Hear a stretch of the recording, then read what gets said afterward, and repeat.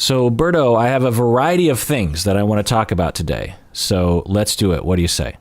That sounds fantastic. So, annual patron Natasha from California, she says, "Hey, Kirk and Humberto, recently some things happened in my life that left me wishing that I could have just appreciated something that was happening that was good. Do either of you have ways of getting into the mindset of seeing a good moment for what it is while it's happening? Any tips for enjoying the good things in life?"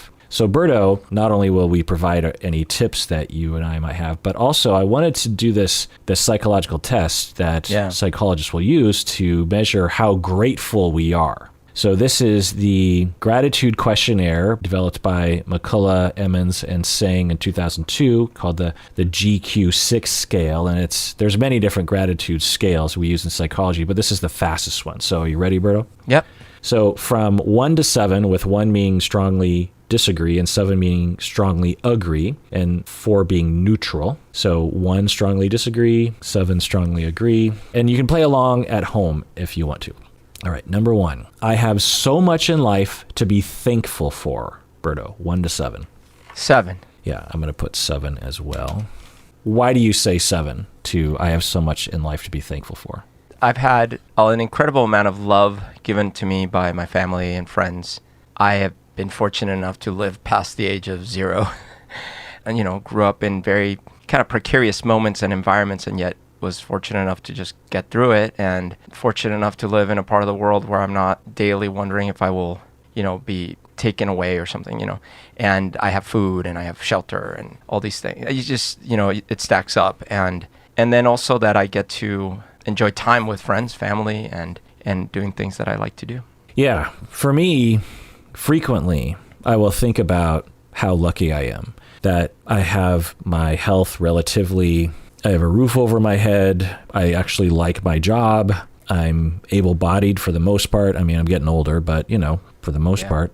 I'm not afraid of any kind of war that's happening to me in my town. There are bad things happening all over the world, and I just think about if I added up all the different fortunate aspects of my life, I mean, you just got to figure I'm in like the top 0.001% of the most luckiest creatures that ever lived, really. I mean, just even the fact that I'm a human being is lucky. The fact that I can kind of explore and express and know things is lucky. Yeah. The fact that I'm just alive, the fact that it's not 100 years from now and I'm not dust in the ground or somewhere. There's so many things that I think about that are just so fortunate about my life. So yeah, absolutely. Number 2, if I had to list everything that I felt grateful for, it would be a very long list. 1 to 7, Berto. 7. Yeah, me too, 7. Same reasons. Because I would start inventorying so many things, including all my little collectibles and all my every moment I can remember with every friend and family member and stuff. It's just like, it would go on. Yeah, in that order, right? Your possessions would come possessions first, especially certain kinds of possessions like video games and comic books. Number 3 is when I look at the world, I don't see much to be grateful for. For me personally or for others? For you. When I look at the world, I don't see any. Meaning comparing yourself to the rest of the world, I don't see much that I have to be grateful for. Oh yeah, no, that would be a 1. Okay, same with me. 4, I am grateful to a wide variety of people. Oh, that's interesting. Grateful to. Maybe I'm not. I mean, I should be. I don't know. Maybe I'll give myself a 5 on that. Yeah, I'm going to give myself a 6. It's a different way of looking at it, but I definitely have a wide variety of people to be grateful for, but when I'm grateful, that's not what I think about. That's not in the top 50 items on my list of things I'm grateful for. It's not like, but I do. There's definitely people that made my career, that helped me along the way. I'm grateful for my wife. I'm great, so I guess when I think about everything, I should probably give it a 7.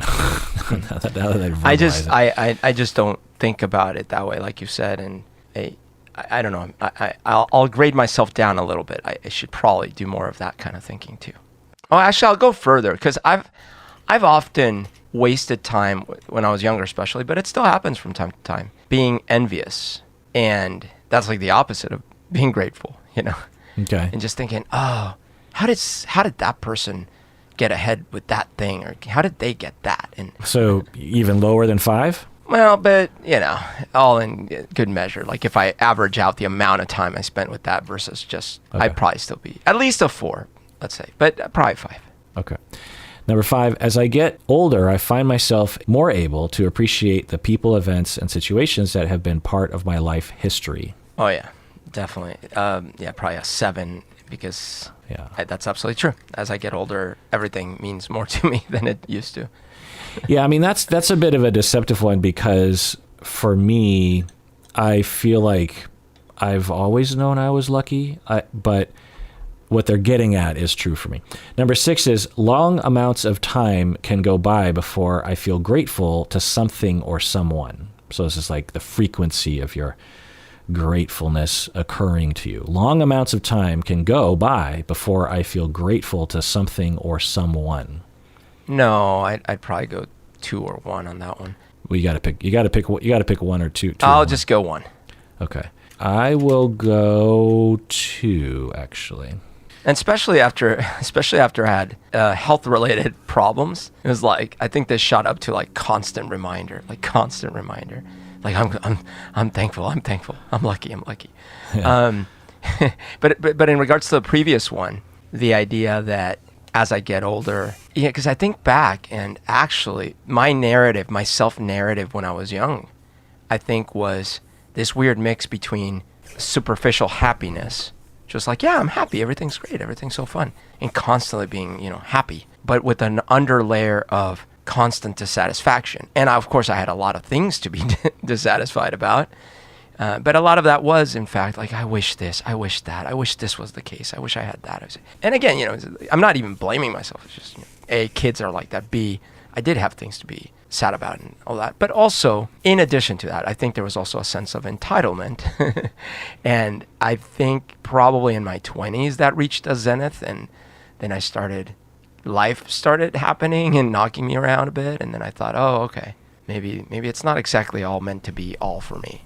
Yeah, I mean, you bring up what is the opposite of being grateful. And I think it's tempting to say, well, it's being envious and wanting more, feeling like you don't have enough, feeling like life has given you bad luck. And I think that that's related, but I don't think they're mutually exclusive. Like, I could see you at the age of 10 wanting things that you deserve to have, but also being very grateful for what you do have, right? Like, you can be mistreated, you could be going through some really horrific things, while at the same time, depending on how you see the world, also feeling very grateful for what you do have, right? That's true. The kinds of things I'm thinking about are I've mentioned once or twice that there was this time where I was at my grandma's house, Litis, and I was coming up the stairs and I overheard it was very common then to have maids, for the middle class to have maids, and sort of a classist society, unfortunately. And so it was quite common for the middle class to have maids. Usually the maids came from the rural areas. And I was coming up the stairs and I overheard the maid talking to my grandma and saying something about how annoyed they were with someone and how ungrateful and what a kind of, difficult it was. And then I caught on to that they were talking about me, that she was complaining to my grandma about me. And then I walked back down the stairs because it was super awkward. I was like, oop, I wasn't supposed to hear that. And then I was like, what? And I had a mix of like, how dare she? But then I thought, well, what? Oh no. Am I being a brat? Like what? And I thought, and of course I was probably only 11 or something, but I thought later, I'm like, yeah, I bet you I never said like, thank you so much, or, I really appreciate this. I probably never had a care for like, hey, where do you come from? And again, I'm just a kid. Kids are kind of like that anyways, but it's that kind of thing. I think. So you had that conclusion at the time when you were young? You thought No. At the time I felt guilty, like, oh, have I been a jerk? Oh, I don't know. But as I grew older, I actually was very self-centered. I just would have conversations with people all the time, and all I was thinking about was me. And I don't know if that's the opposite of gratitude, but certainly there was something in there about, this is my story, and sure, I'll pretend to be listening to you, but let's get back to my story. Whereas as I've gotten older, I've thought, well, it's my story to me. There's other stories. And man, I'm, like we've been saying, I'm very lucky to have a story. And so, yeah, I agree with you. It's not exactly opposites or anything. And things can coexist. You can both be envious or feel like you want, but also be grateful. But there were these little tendrils of narcissism and, lack of caring for what the other person was going through or whatever. Not surprisingly, but it was there. Yeah, interesting that you also bring up gratitude, not only just internally, like, oh, I'm grateful for this, but also expressing gratitude to others, which we'll get into in a bit. So if you're scoring along at home, you want to add up all the numbers, but for the questions number 3 and 6, you want to reverse it. So if you gave it a 1, then you scored a 7. If you gave it a 5, then you score that a 3. You know what I'm saying? So yep. You add it up, and the total possible score is 42, and the lowest possible score is 6. So, Berto, you and I scored 40, which is 2 less than 42, of course. I'm good at math, which is extremely high gratitude. People who score in this range have the ability to see life as a gift. For you, gratitude is a way of life. Yeah. So, just a side note, whenever I see text like this, it kind of bugs me because, it's fine, but they say extremely high gratitude, people who score da-da-da, and then the next sentence is for you. It's like pick a lane, you know what I'm saying? Yeah. It's like it's either generalized or it's very specific. If you scored 37 to 39, you are very high gratitude. Your life contains frequent expressions of gratitude, and you are able to readily acknowledge how others have helped you. 34 to 36, high gratitude. You are above average in gratitude and find it relatively easy to spend time reflecting on your blessings. 30 to 33, average. So that's interesting. 30 to 33 is average. You may find it easy being grateful when things are going well in your life, but may have difficulties maintaining a grateful outlook in tough times. That's interesting. And then below is, you find it challenging to find reasons for gratitude in your life. Life is more of a burden than a gift. Maybe you are just going through a difficult period.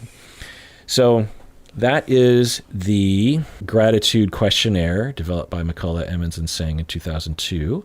So that is our score, Bodo. We are extremely high gratitude. Well, I'm thankful for that. Yeah, which I'm not surprised by, but I hadn't really until annual patron Natasha asked this question. I didn't even know these psychological tests existed right in my field because it's not a common thing that I think gets talked about. And 2, I hadn't really ever thought about gratitude. I just have had a lot of it, and there's a lot of thoughts and memories that come to mind when I'm asked about it, but I've never been actually given a chance to really think about it, at least to my memory. So Berto, she wants to have tips on how to, enjoy the good things in life, how to have, she's like, do you have a mindset that makes it so that you can appreciate a good moment or a good thing in your life for what it is? What are your tips, Berto? Yeah, that's an interesting toughie, because when I think about myself, I feel like some of it must be genetic, but I know I was given tools as well. For example, when I was little and I was with my dad and my mom had left and I was very sad, of course. My dad was very, very deliberate in trying to, bring me along to continue living, And there's even recordings. I have recordings of little conversations and things. And there was a lot of time that he spent making things feel okay. Like we can, keep doing things and have fun. And, and I don't know, maybe it only worked because I was already predisposed or whatever. But I know that it did give me additional tools. There was a certain outlook that he gave me in doing that. Did he have a lot of expressed gratitude? Is that what you're saying? Ironically, no.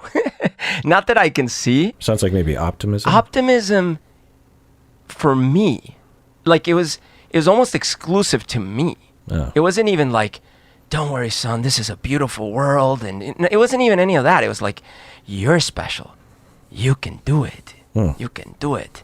Hence the narcissism on some level. Yeah, I guess so. But it was a certain amount of tool set of like, okay, even though things are terrible, I'm special and I can do good things in life, or whatever. I can have fun. I can go and be great.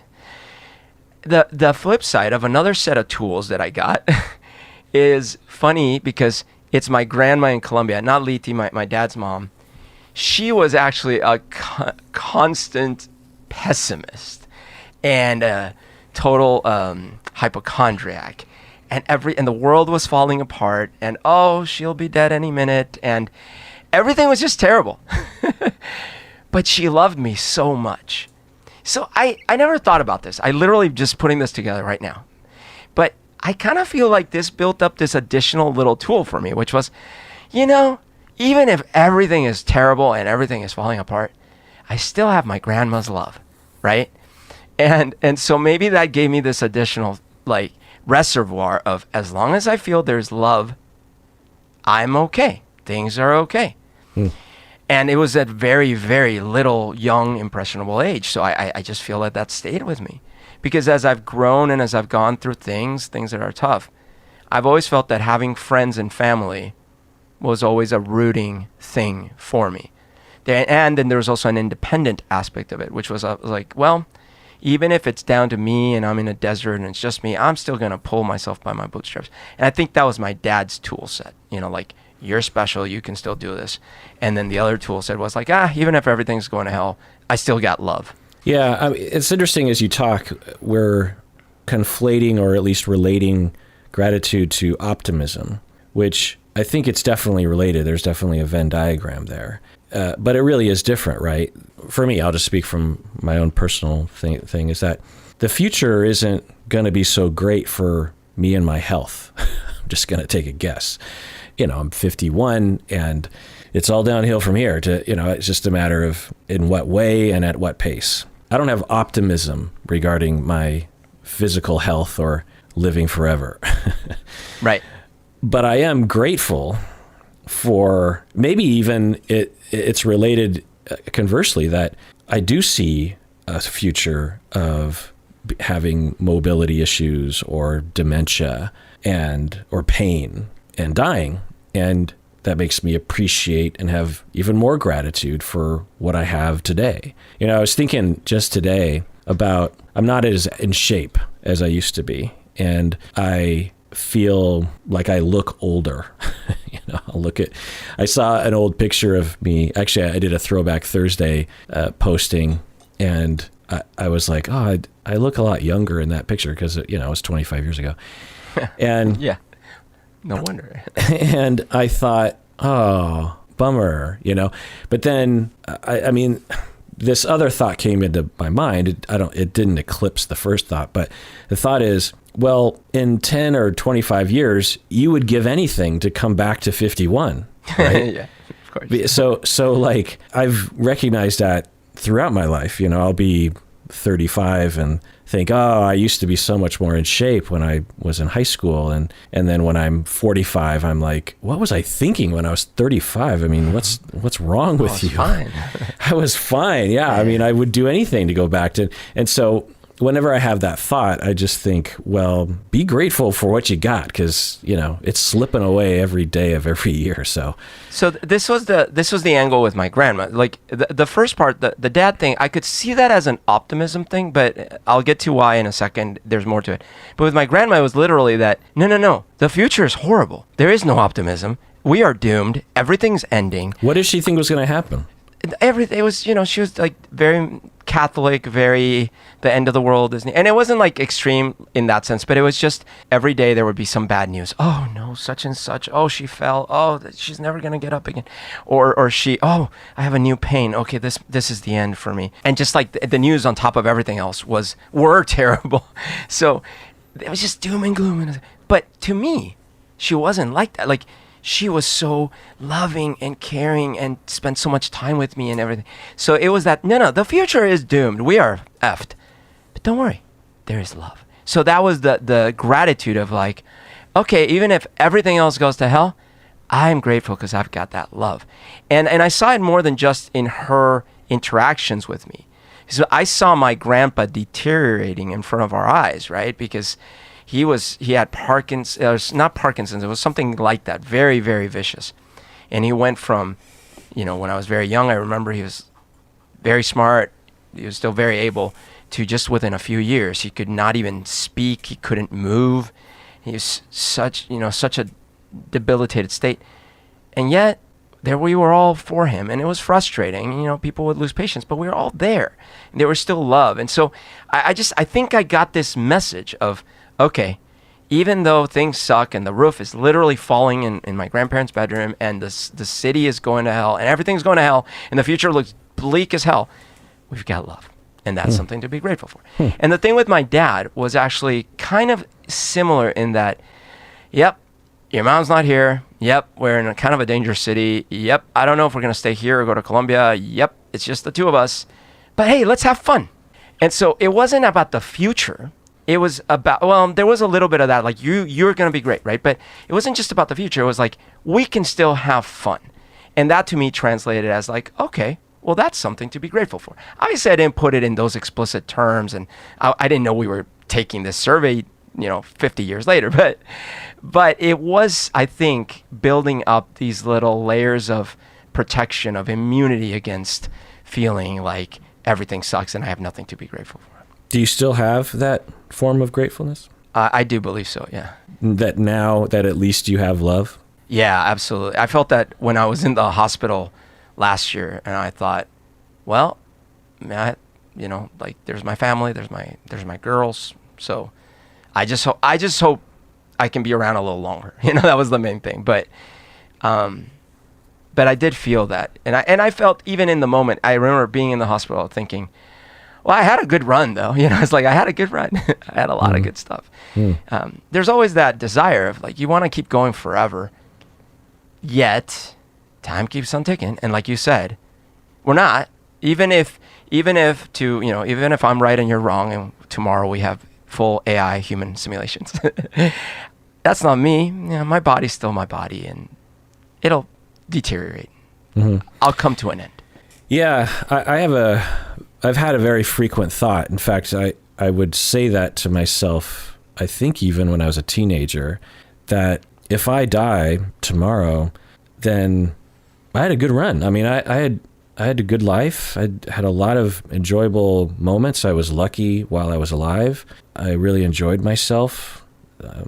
I was handed life on a silver platter, and I went with it. I don't regret anything. There were things that I would like to change about my decision making in the past, but I don't regret it. I don't think about it. I did the best I could, and I squeezed as much juice out of that fruit as I could. I didn't waste my time, and I knew my days were limited from an early age as a teenager, and I definitely did not waste my time. I grabbed life by the bull by the horns. What other kind of idiom can I say? And sometimes I want to, in fact, I was just thinking about this last week, that I would record like a posthumous video and post it on YouTube as a private video. And if I died in a car accident tomorrow, Stacy could post it, Post it, yeah. And the first thing that I would say is, well, if you're watching this, I'm dead. But the second thing I would say is, don't feel bad for me because I had a good life. And yeah, I guess if I died a little early, that sucks, but I was so much luckier and more fortunate than 99.99% of organisms in the history of organisms. Yeah, I mean, at least that's how I see it. I don't know if I'm more fortunate. Maybe everyone's more fortunate than I am, but I certainly feel extremely fortunate. And there's a lot of reasons to believe I'm more fortunate than others. And I also did not waste my time. And to some extent, I kind of feel like since I had this awareness since I was young, because some people, they don't realize until midlife or even later, oh shit, like my days are limited. I need to start actually doing what I want to do. I need to start living my purpose. I've been living other people's purpose this whole time. I need to buy a Corvette. Yeah. I've been doing that since I was 16. I've been thinking about that at least on a monthly basis to some extent, maybe on a daily basis. Like, am I doing if I were to die tomorrow, would I regret what I'm doing today? Now, that doesn't mean I'm living every day like it's my last day. That doesn't make any sense. Like, I wouldn't pay rent if that were the case, right? But I try to keep in mind, like, is this what you want to be doing? Really? Is this how you want to live your life? Is this really worth it? You know, like, is going to that event that you don't want to go to, is that really how you want to live your life? Yeah. Worrying about that one thing, is that really what you're put on this planet to do? And so yeah, I just want to tell everyone that if and when I die, even if it's tomorrow, I just want everyone to know that I'm good. Like, I was given something and I used it, and it's over, and, c'est la vie, right? Let's take a break. When we get back, I'm going to give my tips for gratitude. What do you say, Berto? Let's do it. All right, we're back from the break. I want to give a little announcement, something that I've never done, I don't think, online, which is to, tell y'all that when you become a patron, a part of your monthly pledge goes towards various charities that we support. I just wanted to list those various charities that we've contributed to and give every month to. Some of these we give every month to, sometimes we give lump sums to, but incidentally, over the last few years, we've given somewhere in excess of $17,000, $18,000 in scholarships and art grants and stuff. But also we've given thousands of dollars to charities as well. So, you patrons have really helped make the world a better place in that way. But we've given money to Pet Finder. They help animal shelters and rescue groups care for homeless pets in need and connect them with loving homes. They help about 100,000 pets per year. A number of my pets have been found through Pet Finder. We also give money to Plymouth Housing Group, which provides transitional housing for those in need in the Seattle area. Camp 10 Trees, which is a camp that provides a safe place for queer youth, a camp. Trevor Project, which helps to prevent suicide among queer youth. Special Olympics, National Alliance of Mental Illness. Animal Aid and Rescue Foundation, otherwise known as ARF. Prevent Child Abuse America. Animals Lebanon, which rescues pets in Beirut and connects them with loving homes, which is where I got 2 of my cats. Environmental Defense Fund, or EDF. Asian American Legal Defense and Education Fund. Wikipedia, which I think is an important resource for the world. And Doctors Without Borders. So those are the charities that we give to. I also want to do an OPP, Berto. OPP. So these people became patrons all the way back in June of 2020. We got Isa and Jasmine and Hannah and Natasha and Katerina, who live in God knows where. We have Alexandra from Montreal, Quebec. We have Shugs from Seattle. Oh, nice. We have Cheryl who's an upper tier patron from New York, New York. Angela from Woodbridge, Virginia. Lily from Needham, Massachusetts. It's probably like Needham, right? It's probably not Needham. It's probably something like Needham or something. Needham. Portia from Long Beach, California. Also, we have Karen, another Natasha, Elizabeth, Laura from God knows where. We have is it Irish name? It's spelled like Shobin. Do you know what I mean? Right, like Shona or Shania or Siobhan. Shaban. So Shaban, upper tier patron Shaban, and we have Tasha from Raleigh, North Carolina, Mingy from San Jose, Pearl from Honolulu, Francis from California, Aristair from Edmonton, Alberta, Laura from Montreal, another Montreal person. Laura, do you know Alexandra? And Stacy from Rhode Island, Pawtucket, Rhode Island. Sounds like a very Rhode Island town, right? Pawtucket.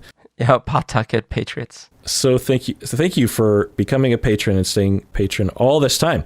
So my tips for remaining grateful are to develop a practice or a habit. Like, for example, I'd say about 50% of the time before I fall asleep, I provide gratitude for everything that I'm grateful for. It's usually like currently my wife, in fact, she just texted me, Berto, that she tested not positive for COVID. Oh, yay. Yeah. Well, that's good. Everyone in our family got it because they went on this family vacation together, and I didn't go, and they all got it. So I picked them up from the airport. They're all COVID positive at this point. And I'm in a car and I have the AC on recirculation, so the air is just recirculating within the. And everyone knew already at this point? No, none of them knew. Oh, no. Okay. Yeah. So I'm in a car with 5 COVID positive people for like 50 minutes. What? With the windows up. I was like, I'm doomed. I mean, talk about hotboxing with COVID, Remember when hotboxing, do kids still hotbox? Do people still hotbox? I hated that. What do you mean? Why do you hate it? Well, isn't that, okay, maybe I don't know what it is, because I thought is when someone farts under a blanket. And then, no, they call it a Dutch oven. Dutch oven? Oh, okay. A Dutch, I mean, so the Dutch out there, we have a lot of phrases in the United States that involve Dutch this, Dutch that, and it's double like Dutch. Hotboxing was when you pack into a car and you smoke weed because I see. You keep all the smoke inside. And who knows? You get extra high. I just remember. Sorry, the name of the actress I was thinking of is the Saoirse Ronan or Saoirse Ronan. Saoirse. That's what I'm talking about. The same kind of weird spelling. Exactly. Saoirse. Yeah. Or Domhnall. It's Domhnall Gleeson. Right. It's Donnell, I think. Donnell. Yeah. Even though there's an N in there. Extra letters. Come on, Irish people. Like, spell English correctly. Just joking. So, habit. You want a tip for developing gratitude? It's habit. And I developed this as a child. When I was a kid, I went to church all the time, and gratitude is a huge part of certain sects of Christianity, and particularly ours. It was just one gigantic gratitude fest, to the point where my family, when we sat down to eat dinner every day, and we religiously had dinner at 5:00 every single day, Monday through Sunday, like it was like clockwork. And we rarely went on vacation or anything. So I would venture to say that we were all there having dinner at 5:00, 51 weeks out of 52 weeks out of the year. Like, and every time we would pray, gratitude was a major part of it. Because you'd say grace, and then you'd say things like, I'm grateful for this or that. Yeah. And it does point to a possible evolution of that practice, right? It's not like inherent that you're supposed to give gratitude, as a habit, as a ceremony, right? But there's so much ceremonial, Islam, it does this, I'm sure other religions as well. And you just have to wonder if that evolved because people noticed that they felt better, which we'll get into in a bit in terms of the research. Because I think if you would have asked me before thinking about this, I would have thought, well, of course religions involve gratitude because they want to make you feel like a pile of crap to keep you religious. You know what I mean? They want to make, you're supposed to appreciate that God gave you these things because it locks you in on the idea that God gave you these things and thus you won't leave the religion. You know what I mean, bro? That, and also there is an aspect of control that, look, it doesn't matter that the world is crappy because we have all the riches and you don't. You should still be grateful. Life's still beautiful. And that was true. That was a reality of like trying to keep people subservient, is to keep them happy, keep them entertained, keep them grateful. Right. But so there's that dark side. There's also another thing that I didn't actually get the right message from, which was I grew up Catholic in a Catholic country. And when it came to saying prayers at night, there was this little trope that was you ask for things. And that was always like the opposite of gratitude, because it's like, how people are like, oh, I really pray my team wins this Sunday. It's like, what? Like that? Okay, that doesn't seem aligned. Like, you want the creator, the orchestrator of this whole thing, the universe, right? To be like, oh, hold on, the quantum are shift. Oh, wait, what? Oh, sure, there, score a couple points. Okay, like that to me is the antithesis of gratitude. It's like we've been given all this stuff, but I really still need one more thing. You need to swing the game. You need to cheat. You need to have my team cheat this Sunday. Not cool. Yeah, I mean, definitely there was a fair amount of that, and has been a fair amount of requests along those lines. So anyway, getting back to a habit, if you fall into a habit, and research shows that that habit actually does have a lot of benefits, then that can increase your overall gratitude, even though your life doesn't change. Number 2 is mindset, because Natasha, you're asking for like, how do you notice things as they're happening? And you even use the word mindset. And I would say it is a mindset that I have. That is, I guess it's kind of like looking on the bright side. I don't know if that really encompasses it, but it's like, for example, when we were in Disneyland, Berto, you and I, with, Yep. your brother and family and kids and stuff, Stacy, there were lots of moments I could have been focused on bad things, right? Like there's so many people and there's long lines and I'm getting tired. But I chose consistently the entire time, because I don't remember ever even thinking negatively about what was happening. I chose to focus on the good things. It's like I'm with friends and the kids are having so much fun, and this is such a rare opportunity to spend quality time together, especially after the pandemic. Right. And we were what seemed to be the end of COVID at the time, because it was before the latest wave. It was, right there in like April 1st or something, when we thought the first Omicron wave was over. But I was really looking at all the good things, and that's also part of the habit, but it's also just part of my mindset. Like I will be with other people who tend to look at the downside of things, and it depends on the situation, but I don't actually like hanging out with people like that, because it brings me down, and it's like I'm looking at them thinking, why do you choose to look at it that way? Like it's a choice. Sure. Like, there are situations when you shouldn't be this way, right? Like with climate change, you shouldn't be like, but we're recycling, yay. You should, in a very sober way, look at the data and realize there's only some bright side and there's a lot of non-bright side. But when it comes to like, you're on a vacation with your friends, or you just made a major purchase and you can't take it back, then you have two choices. You either choose to look on the bright side and enjoy your life and enjoy what's happening, or you choose not to look on the bright side and you hate your life and you bring everyone down around you, even though nothing will change. Like with climate change, looking on the bright side could actually cause problems, because you could be in denial of the problem. But if you're stuck in Disneyland and you're just like, oh, there's just so many people everywhere, it's like, right. Everything's terrible. Yeah, it's like, it's a choice you make, and I'm not going to blame people for being in a bad mood or experiencing a bad situation, but if you consistently make that choice when a choice is available to you, I just think, why are you doing that to yourself? You're ruining your life, because everything has to do with perspective. Everything has to do with, there's a lot of things that are completely dependent on how you look at it, and you have a choice.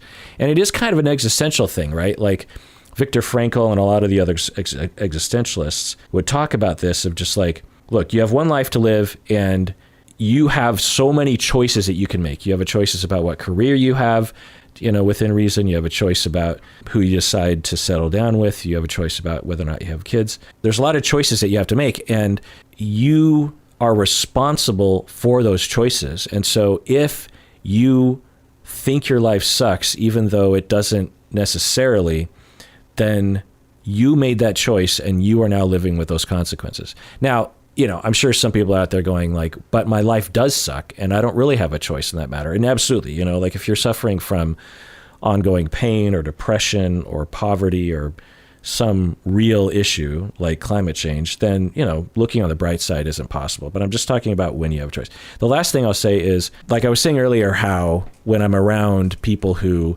look on the dark side or are negative frequently, in places where I have a choice, I actually will try to avoid either being around those people or having conversations that might trigger that.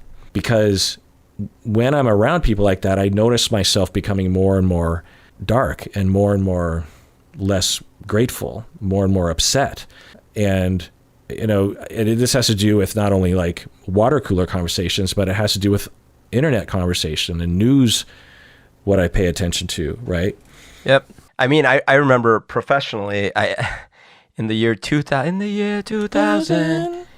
I would have all these like closed door meetings with the people that were my peers, like my same age. It's like, oh, can you believe what happened? That's so terrible. Oh, this place is going to hell. Oh, this is getting so terrible. And like we'd like gossip and always, and we got into this little mode of like complain, and just like everything was intrigue. And you know, years later we looked back and we're like, man, those were the good days. We had it so good we didn't even know. But yeah, and you unfortunately feed off of each other, and you can get into these little downward spirals of like negativity or lack of gratefulness or just whatever. Yeah. And I think there are some stark examples of this happening in our current culture. I won't identify which, but where people are getting together online and creating this negative focus. You know, the things they're focusing on, they're not wrong, but it's like a really narrow version of what could be paid attention to. Yeah. And they're in this echo chamber of negativity online, and then they emerge from that place looking very strange to someone like me. When I'm looking at them, I'm just like, how did you, that's so weird that it's like, you're not saying anything wrong, but it's like the emphasis you're making on those things just seem different than how I would. And then they proceed to kind of ruin their lives because they're so up in arms about things. Now, as I say that, I'm sure some people are like, well, what are we supposed to do? And I'm like, well, you know, activism. I'm not talking about what I'm thinking of because, I don't know, I just don't want to get into it. But I think that it happens. To your point earlier, though, you can be grateful and still be an activist about things. Absolutely, yeah. Yeah, like I can be pessimistic about climate change and also advocate for changes to our system so we can mitigate climate change, and also be grateful for the fact that our planet still exists. You know? Yeah. I mean, it's like humans didn't have an instruction manual, and humans are basically apes that just happened to tumble a rock down a hill. And so now we're sitting here, you know, and I'm speaking from the defense chair of I'm saying we're sitting here expecting that we should know how to take care of the planet so that it doesn't go into a downward spiral of ecological collapse, but we don't. So, hey, you know, at least we had a planet. Now, that said, obviously we want to try to stop the downward spiral. I mean, the overall point of what you're saying is absolutely true. I agree. Asterisk, though, but we do know how to change it, is the thing. We know what to do. Experts know what to do, and we just... Experts know the science. Humans as a community, we don't yet, or maybe never, possess the ability to steer ourselves clear of all danger. That, you know, we're just not good at future planning. We're not very good at that. As a collective, yeah. We're not, as a collective. Yeah. All right, so I want to rattle off a lot of the research findings regarding gratitude, which I find to be really eye-opening. Because when you think about gratitude, you're just like, oh, you're looking on the bright side. It like picks you up your mood. There are so many found empirical effects of gratitude that are way beyond that. So this article is, actually, I think Natasha sent this to me, or I found it. I'm not sure. It's titled 28 Benefits of Gratitude and Most Significant Research Findings, 2017 by Courtney Ackerman on positivepsychology.com. So I'm just going to rattle these off, Berto. So simply journaling for 5 minutes a day about what we are grateful for can enhance our long-term happiness by over 10%. Wow. So just simply journaling for 5 minutes a day about what we're grateful for. I will say that's a lot of time, you know, because like when I think about when I am about to fall asleep, I'll probably spend 45 seconds, you know.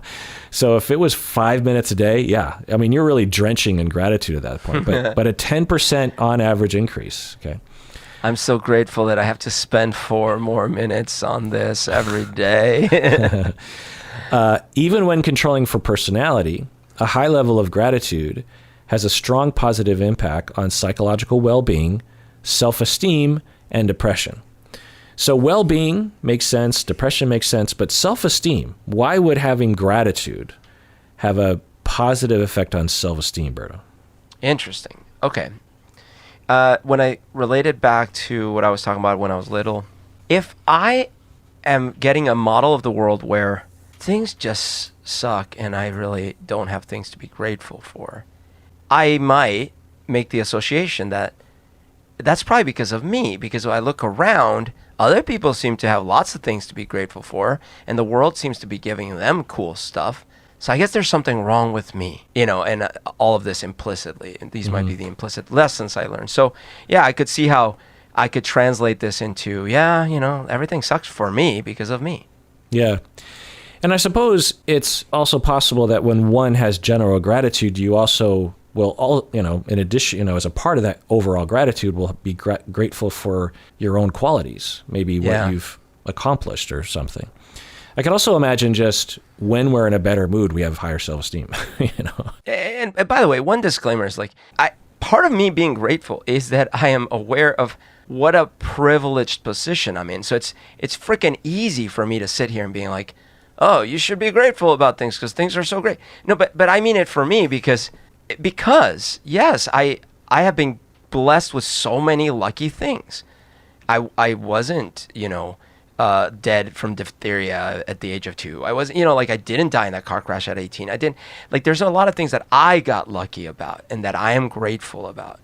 But that doesn't mean, hey, everyone should just put on rose-colored tinted glasses and everything is wonderful at all times for everyone. No, it's sort of the opposite of that. It's like, no, I realize that people are struggling constantly and in pain and in suffering.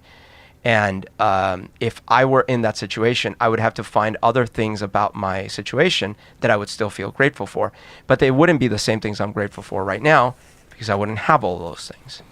Yeah, along those lines, I've always lived a privileged life on a number of dimensions. But even when my life was not going well, even compared to other people in my community, like in my 20s or something, when I didn't know where I was headed, and I was a dishwasher at a Godfather's Pizza, and I hated my life and I hated my job and I didn't have any money and my back hurt and my face was greasy from all the grease in the air from the pizza kitchen and other things were going bad in my life.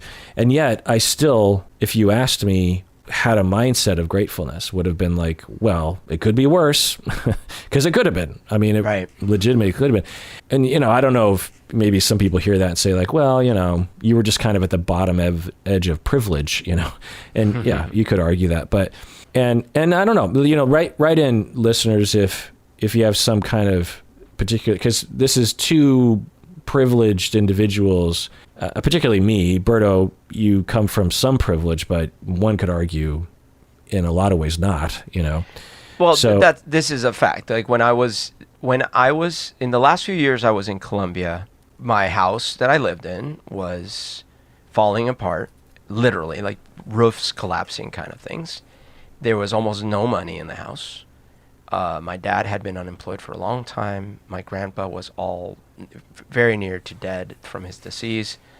There was a lot of bad things. But even in that situation, we would drive every day and pass dozens of kids living on the street, being abused and forced to work for other people that were also street people.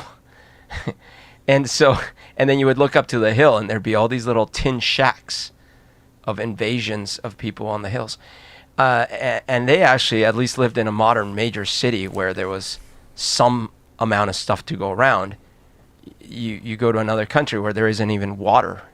So, yeah, things go a lot deeper and worse than any one of us can experience, even when I was in sort of the worst parts of my situation. Yeah.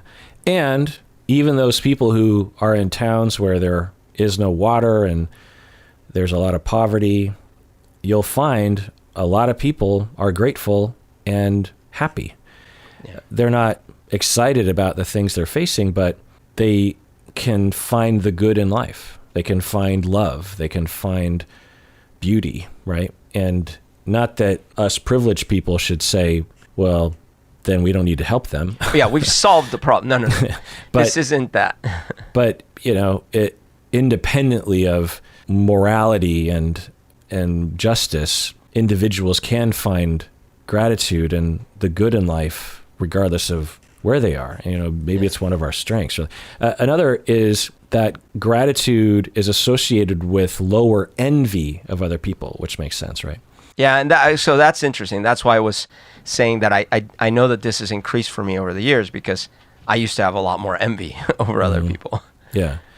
It is kind of the opposite in a sense, right? Because if you get away from gratitude, then you start being jealous of other people. You want what other people have. Gratitude facilitates positive emotions. They make us more resilient. Participants who completed a 4-week gratitude, I'm rattling off various different research studies, by the way. I'm just not.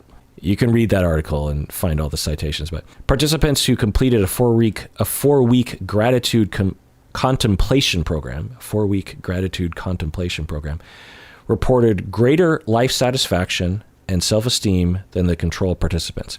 So this is interesting because it's a trial, right? So you get 100 people and you assign 50 people to the gratitude contemplation program and 50 people to the control. And at the end, you compare the two, because one of the things is like chicken or the egg, right? Because if your life is going well, does that what causes you to have gratitude, or does gratitude cause your life to go well, cause you to feel better about your life?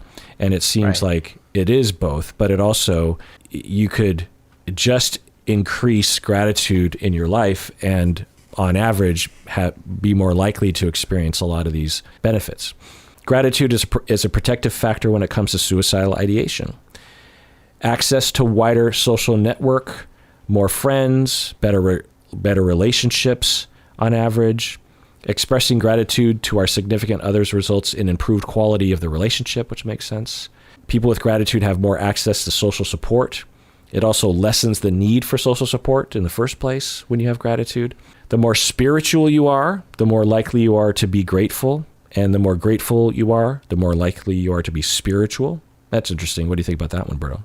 I don't know. Certainly as a kid, I can relate to that, because when I was a kid, I always felt that being grateful has certainly had something to do with being grateful to God, because I owed everything to God. What's the reason I'm kind of questioning it is because nowadays I'm not religious, and so I think, well, I could certainly go the other way with it, which is like, oh wait, there is a God? Oh geez, I got a long list of complaints, not even just about me, just like a long list of complaints. So my focus would be more on that. But if there isn't, then I'm grateful, because I'm like, man, it's just stroke of luck, huh? We just lucked out. But I could see the correlation in general, that you would say, I'm going to spend a little time every day saying grace, being grateful. Maybe that makes you feel spiritual in some way. Maybe it's not a specific religion, but maybe it's more a feeling of connectedness to the universe or what have you. Promoting gratitude in participants makes them more likely to share it with others, even at the expense of themselves, and even if the receiver was a stranger. So if they had do an experiment and they asked people to express gratitude in themselves, and then a control group that doesn't, the people who think about gratitude are more likely to be altruistic, at least in the lab. Those who are most grateful tend to be less materialistic, which makes sense. A study on the effects of gratitude on positive affectivity and optimism found that a gratitude intervention resulted in greater tendencies towards positivity and expanded capacity for happiness and optimism. Managerial skills are enhanced if you're more if you have more gratitude, which makes sense, right? Because you would show more gratitude for your workers. Less likely to be impatient during economic decision making. Okay, here's where it gets kind of interesting, Brad, these last few studies. Those with hypertension who count their blessings, have gratitude, at least once a week, experienced a significant decrease in blood pressure, resulting in better overall health. So that's crazy. And you can measure it on average, so you it's intervene. Like meditation. Weird. Yeah. A 2-week gratitude intervention increased sleep quality and reduced blood pressure. Participants who practiced gratitude regularly for 11 weeks were more likely to exercise than those in the control group. So, Well, I'm going to start saying grace every night. Yeah, I mean, mindfulness folks will say, in mindfulness, there's a practice, a subset of mindfulness practices that have to do with gratitude, and we've known about this for a long time. So, I think it's along those lines. I'm going to wear my God helmet to bed, man. Yeah. And I think I'm going to try to up my percentage at night from 50 to, 80% or something, because after hearing all this stuff, it just... Seriously. So, Berto, if you were to sit down and say, okay, I'm going to make a habit of consciously journaling or reviewing what I'm grateful for, and let's say like a month from now, you report back in and you're like, yeah, I didn't do it as much as I committed to. Why would that be, do you think? Well, in my case, probably because I've always found it hard to journal. But let's say I said, for the next month, every night before bed, I'm not going to spend 5 minutes, but I'm going to spend like a couple minutes writing down a few things that I think. Or just thinking, or even just thinking them in your head. Oh, sure. Oh, yeah, that one I think I could pull off. I feel like the writing is the crossing. But let's say you don't do it, because I imagine, because I'm thinking about this for myself. Yeah. Because even as I was saying, I want to increase it from 50 to 80. I'm like, but will I really? Why would people not do that? Because it's like, what's a couple minutes? It's not that hard, right? And there's all these known benefits. I wonder if there is a counterproductive aspect. Like, for example, but according to research, maybe not. But as an example, maybe if I start every night going like, oh, I'm so grateful for the car, or I'm so grateful for the house, or whatever. Maybe after a few nights or weeks or months, I start going, well, damn it, fine, but I'm not that grateful. Or I don't know, it starts feeling like, why do I have to be so grateful? I'm trying to imagine if there's some aspect of it that can get tiring. Yeah. I mean, for me, it's like, I don't have a tremendous impulse. And I think this is why religions would make this in a ceremony, because when it becomes ceremonial, then... You just have to do it. Yeah, it's just a routine, and you don't have time or the opportunity to really think, do I want to do this? And I think that it's similar to like exercise or eating my vegetables or something. It's like, I know I should, and I know I benefit from it, but I'd rather just do this other thing, And so it's kind of interesting to think, right, that even just 30 seconds, and maybe it's like that. Maybe it's like working out. It's like, just say one thing a day that you're grateful for. Just one, I wonder if I could be grateful while I'm running, because, if I go on a run, I could just be grateful. Yeah, 2 birds with 1 stone. All right, Berto, what's the final word on gratitude? I have a saying in my household: the only attitude I want is gratitude. And my girls roll their eyes when I say it. I forgot about that. It's because, I don't want to hear, like, you said you were going to start the show and the show hasn't started, or where is my potato chips that I was promised, or whatever. It's like, no. The only attitude I want is gratitude. So when they acknowledge and change their behavior, what does that mean? Are you just saying stop with the attitude, or are they supposed to say, well, I'm grateful that we're eventually going to watch the show? We're supposed to look more on the things that we have rather than things we don't have. Like, instead of focusing so much on all the things you didn't get, like, what about the things you got, the things you have? That's the idea. I just feel like our kids are so spoiled. Not just my kids, just kids. The kids in my social circle are so spoiled, and it becomes hard for them to appreciate things. Yeah. So we're trying to work on that. Yeah, by depriving them of all sorts of things. Yeah. No, by being grateful. Do you ever think about the sort of things they'll be talking about when they have a podcast in 40 years? Oh my gosh, my dad it was so embarrassing. We'd be sitting there with my friends. He'd burst into the room, be like, I was hearing some attitude. What do I always say? And we'd have to sit there. The only attitude is gratitude. Oh, so embarrassing.